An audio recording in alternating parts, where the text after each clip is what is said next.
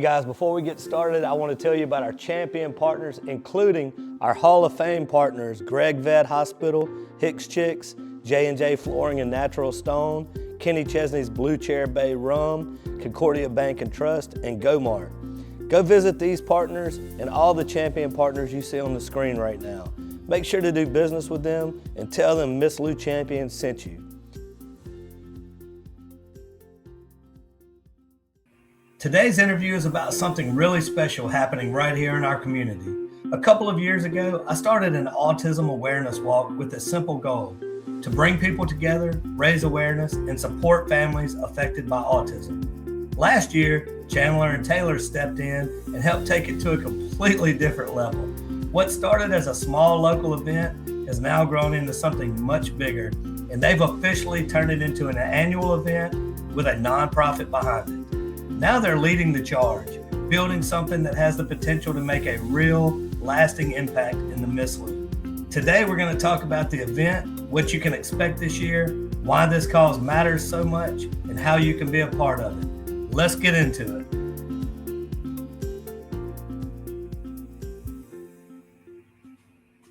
All right, guys, let's welcome to the studio Chandler, Russ, Brantley, and Taylor Cooley. How are you guys? Good, how are you? Doing well, doing well. So let's just dive in. The Miles for Milestones Autism Awareness and Acceptance Walk on the Natchez Bluff on April 11th. Be here before we know it. It's right around the corner. You guys have so much going on in this event, so let's try to just break it down in smaller bites. Let's start with time and location. Tell us a little bit about all that. So it's going to be like across the street from Smoots on those bluff parade grounds right there. But like inside Smoots, they'll house like our silent auction and everything, and also Nice. their little fenced-in area will have like our sensory area there. So I had a little playground there. yeah, Okay. Okay, cool. And that's what time will everything be kicking off that day? So the walk is at 10, and so everybody's going to kind of like set up before then, but that's when we'll start walking with our 1 mile loop just like we did last year. It'll Okay. follow the same path that we did last year, just starting from a different point. Yep. Sweet. And last year when you guys came on board, it was just like stuff happening everywhere. I was like, this is freaking awesome. So I know there's a lot of events. I know there's a lot of smaller things happening within this event. So let's talk about some of those things that people can expect throughout the day. Okay. There will be live music that we have going on. We'll have the fenced-in sensory area. We'll also have other sensory-friendly things. We have Puckett is bringing the machinery again for the kids to play on. That was a big hit I was last about to year. say that was a big hit, yeah. I was a little jealous. I kind of wanted to go get on it myself. Right. We'll have Merit sponsored the sensory tent again, so they'll have like kinetic sand and Play-Doh, and that's going to be even bigger this time around. And then we'll have Antonio come out with the horses, and Oh, wow. he's gonna have equine therapy is like a really big thing for autistic individuals, and so he's very big into that, and so he's gonna bring some of his horses out and kind of give kids rides and all that cool stuff. It's gonna be fun. Yeah. Yeah, that's awesome. Where is he coming from? Is he here in Natchez, or is he out of town? Or I think he's based out of Jackson, but he does offer a lot of therapy here. He's got something going on at a rodeo coming up soon. Yeah. He's putting on his own event. We've shared it on our Facebook page for anybody that wants to check it out. Yeah. yeah, that's awesome. So many things happening throughout the day, a lot of sensory things and stuff like that. So a lot like last year, but even bigger and better. Yeah. And without 90-mile-per-hour winds, hopefully. Right. Hopefully. Do y'all remember that? Yes. That was terrible. It messed up my hair that day. It was crazy. So why are events like this, do you guys think, is so important for raising awareness, and why is it so important to educate our communities like this? I think it's really important because a lot of people don't really even know what autism is. And the more we talk about it, the more they can learn about it, and the better they can treat our children. I know we both got involved in this because we have children on the spectrum, and they have different struggles than typical kids. And the more people know about that, the better that they can be compassionate towards them and help them, and instead of just judging them or not knowing how to help them in certain situations. The more you know about it, the better you can help. Yeah, absolutely. I agree with that.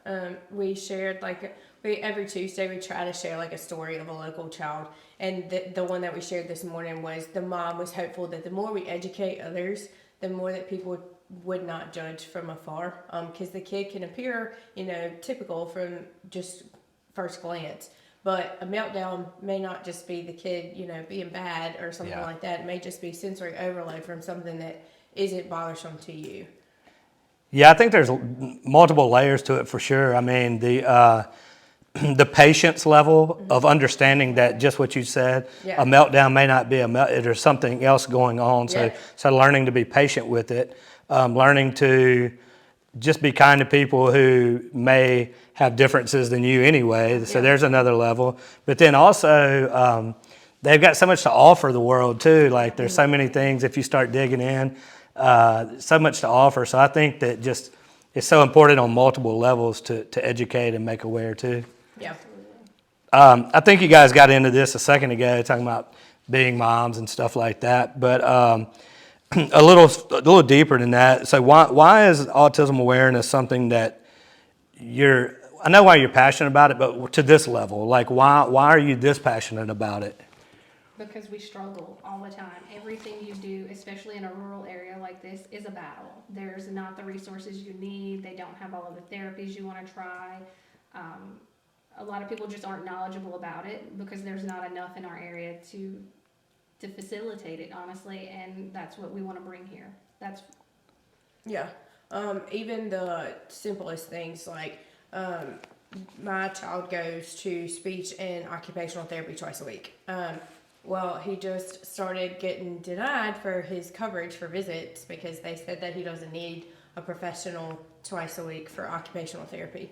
And I'm like, if you would spend 5 minutes in a room with my child and see that he struggles to dress himself, to feed himself with a spoon. Potty training is a very hard battle when they can't communicate with you that they need to go. So they work on that with him every day. Okay, let's point to the picture of this and then let's actually go. But it's so much more than that. She's helping desensitize him for haircuts. That is a very large battle for me. Bless Casey Hinton. But she has the patience of an angel. She can only cut his hair with scissors because he can't, the clippers, the noise, the vibration. So his OT works on him with that. But it's stuff like that people don't understand and seems very simple and very trivial to other people. To me, that's a big milestone and a big leap. So we celebrate all the little things, but it's just a battle when they're saying, he doesn't need that every week. So that's kind of like where we come in and we're super passionate about it, and we hope to kind of bridge that gap with, our nonprofit and everything like that. Yeah, I was going to ask about personal experiences that have kind of shaped your connection to this. You just kind of named a lot of them. Yeah. Taylor, do you have like some things that have kind of connected you to this where you were like, man, that was a struggle? And we don't have to name names or anything, but you just things that you continuously have to overcome. Absolutely. Whenever you bring your kid to therapy like we did speech and OT for the longest time until he started in the school system and was getting it through there. But they'll tell you things like, hey, he could really benefit from a weighted vest for whenever he's doing this activity. We bought it. We were able to do that. Thankfully, we have the means to do that. Not all parents do. Insurance doesn't cover that. That's one of the things that we step in and we do is we provide the therapy tools that they need or to help their parents with things that insurance doesn't cover.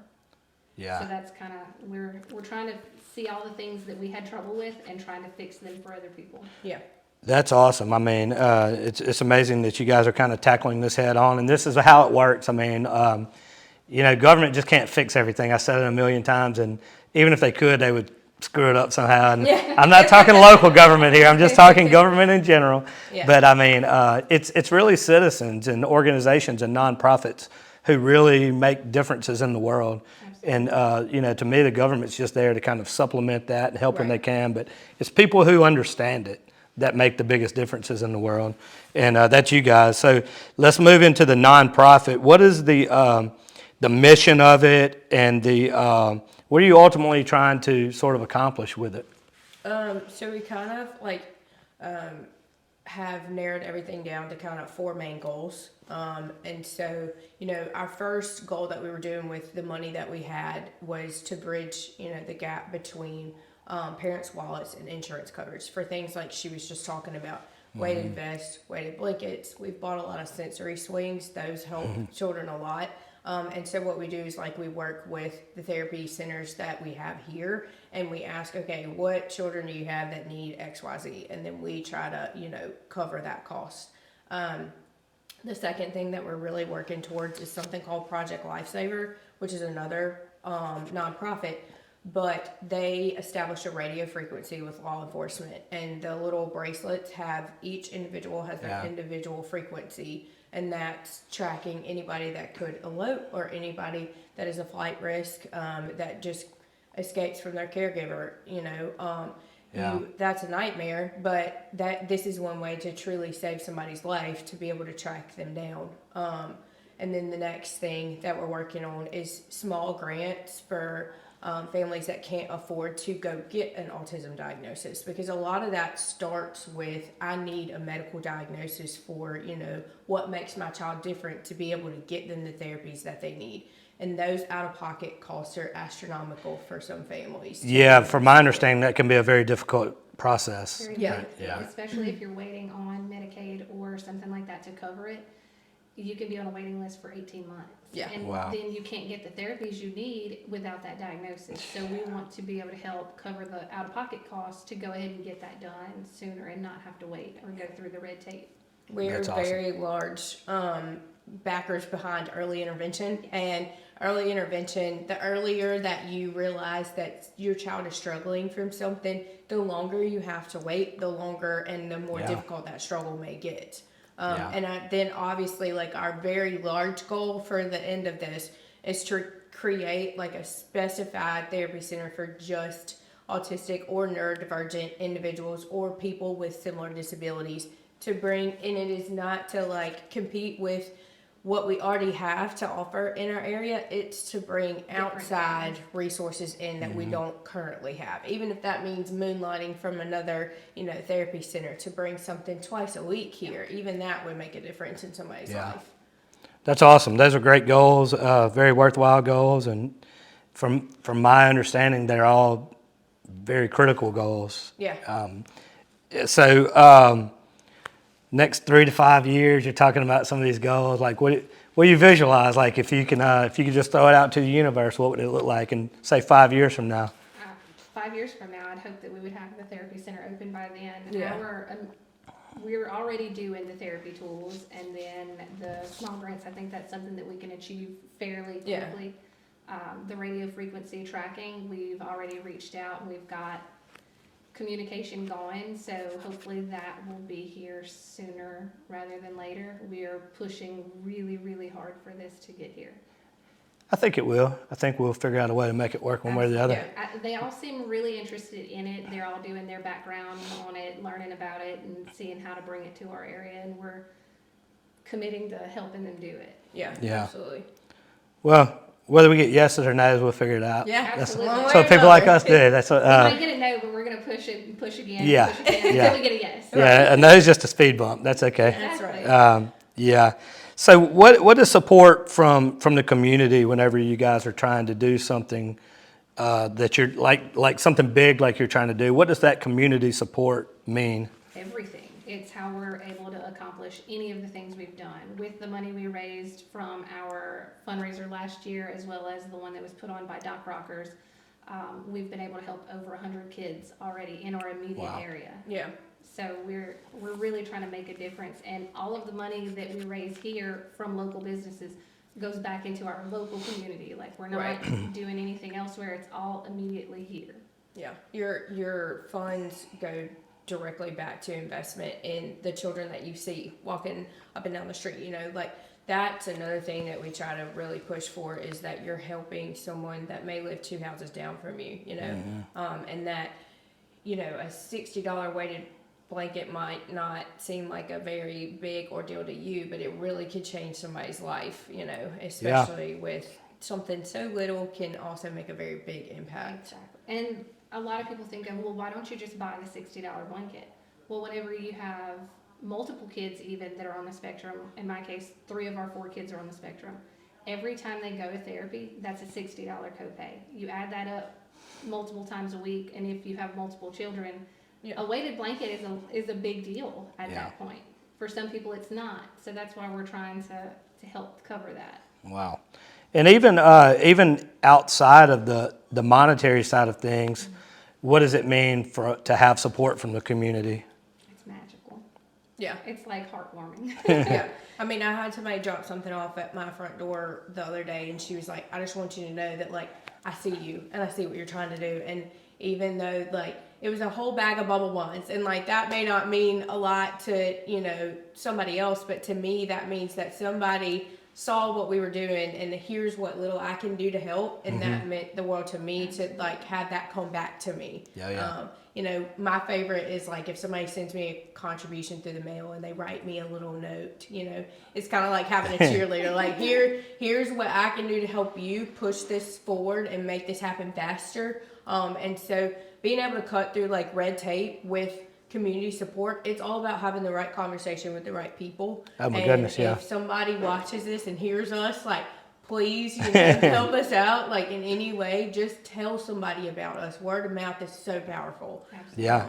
I get calls like almost every, so I just look up, I'm like, Lord, just always looking out for you, because I'll get calls and people be like, hey, did I ever tell you that I know so-and-so and so-and-so? I'm like, what? He's like, yeah, I think I should introduce y'all. I'm like, yes, please, yeah. Right. So it's funny how it works like that. And just in hindsight, seeing where you guys are now, a couple of years ago, whenever I put together that little first year walk on the bluff with not knowing what I'm doing at all, and I was just like, well, just saying, like, it was like 2 weeks ahead of time, and I saw the day coming. I'm like, well, let's just bring people together. But what stood out to me on that day was how many people that I saw that I had known for a long time, but I didn't know the way that this impacted their families. Right. And I saw, like, I'm like, wow, I didn't even know that you had a kid with autism, whatever, you know, like whatever's going on. And then all these people are meeting and kind of seeing that, I was like, okay, there's something here. And then when you guys came on, it was like, this is what it's supposed to look like, you know. And you guys just had this fire and, like, took it to this level to where it is now. So it's just amazing to see sometimes just how the universe puts things together, and just little things turn into big things. So, but that was the biggest shocker for me, was just like, wow, there's so many people that this impacts standing right here today. Right. And many of them are meeting each other for the first time. And they can relate on so many different levels. Or even they knew each other but never had this conversation before. And you facilitated all those So, connections. but now, and it's not about that. It's just amazing to see it. Yeah. And more amazing to see where you guys have it now in the plan for the next 5 years. So, I love that aspect of it. So back to the event. Who should come out to this event? Who are the type of people that would enjoy coming out to this event? Everybody should come to this event. We want, even if you aren't impacted by autism directly, you can come and you can learn about it. You can come and see families with children with autism and learn about them. We'll have our local impact wall with stories about local children and people that we're helping, and you can learn about what we're doing. You can see resources that are currently available. You can see the gaps in resources that are available. You can come and get something good to eat. Yeah. Some good music. That'll always get them out. Right. It's going to be entertainment, fun, safe for the whole family to come. There's going to be a little bit of something for everybody. So we do encourage you to come enjoy what our town has to offer, and then just come learn a little bit about us. And for the walk, there's no registration or anything, right? No. You just kind of show up and walk, so that's easy enough. Yeah. And the silent auction packages that we've been working on putting together are amazing. Okay. So I definitely want to come and check that out. Yeah, our community has really, really come together and given us lots of things to go towards fundraising for us. So that was really, really special. It always does, and I always try to encourage people. The people that give to those things, it's you'd be surprised. Just our store, it's almost every day. So it's a lot, but this community always just continues to give back. So it does make a difference to have people who genuinely care about this community in those places. So How can local businesses, speaking of, how can local businesses or individuals get involved, whether it's sponsoring, volunteering, or support in other ways? How can people get involved and reach out to you? They can go to our website, both of our names. Her dad, Kurt Russ, he's on our board of directors, and he's on there as well. You can reach out to any of us. Our phone number's on there, our email. We have a Donate Now page. Okay. Yeah. Just reach out to us in any way, and we will figure out a way that you can help. Even if you just want to volunteer your time, we need that. Yeah, absolutely. What's the website for us? Piecesofblue.com. Piecesofblue.com. Okay. Well, before we get out of here, is there anything that I'm forgetting or missing or anything like that we want to cover? We just want to thank everybody that has already kind of like stepped up. I mean, I literally will have people pull me aside and be like, how can I help you get to where you want to be? And even if it's something as little as purchasing something off our Amazon wish list to kind of boost our sensory area, that means more to us. Or just cheering us on, sharing our Facebook post, sharing our name with somebody, having a conversation. I mean, it truly is about like reinvesting all the hard work that we do back into our community. I mean, I love our town, and I'm trying to improve it for children like ours, and people, they turn into big people too, and they also need those resources and plans for the future. And so bringing the future here to our rural community is really, really what I'm trying to push to do, and what our, nonprofit is all about. Yeah, and I got to give a shout out to Vidalia, because I just interviewed Mayor Kraft last Friday about the playground over there. Oh my gosh, it's amazing.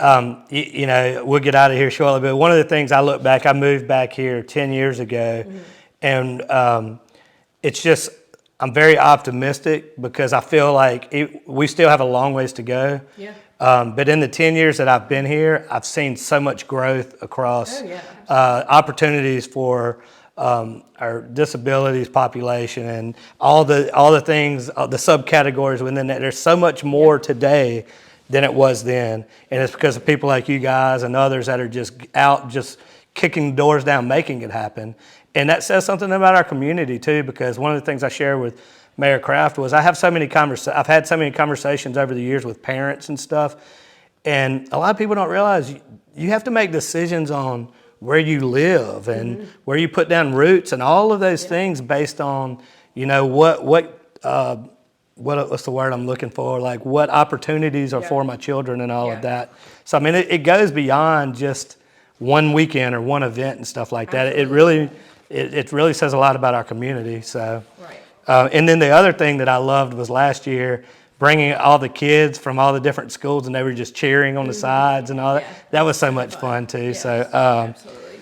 Well, kudos to you guys. I appreciate it. I wish I could be here this year. I'm bummed that I'm not going to be able to be here, but thank you to you guys for doing it. Yeah. My door's always open, as you know, to help get the word out and anything that I can do for it. Thank you so much. So we appreciate it. We appreciate you guys, and if you're watching this, please make sure to come out. It's April 11th. The walk starts at 10 o'clock, 10 a.m., and it's just going to be a whole fun day of things. Yep. So wish I could be there, but I know you guys are going to have a ball. Come out, support, reach out to them. If you know people, if you think of any ways to help, reach out to them.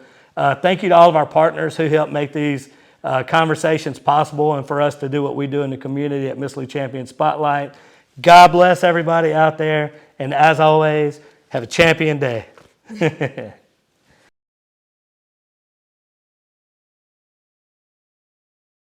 At Gregg Veterinary Hospital, Dr. Gregg and his champion team have been caring about pets of all shapes and sizes since 2002. Offering everything from routine checkups to advanced surgeries. They even provide grooming and boarding services. Truly a one-stop shop for your pet's health and wellness. Call Gregg Veterinary Hospital today to schedule your pet's next appointment and keep them happy and healthy. For more than 33 years, J&J has specialized in turning your dreams into a reality. When it's time to upgrade your kitchen countertops, bathroom vanities, or create that outdoor kitchen space you've always wanted, choose a company that provides tailored solutions and high-quality products. The SawJet streamlines the process from the raw material to the customer.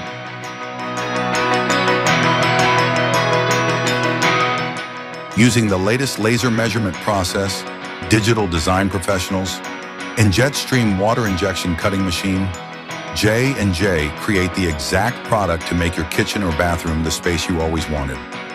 It allows us to provide an accurate cut every time.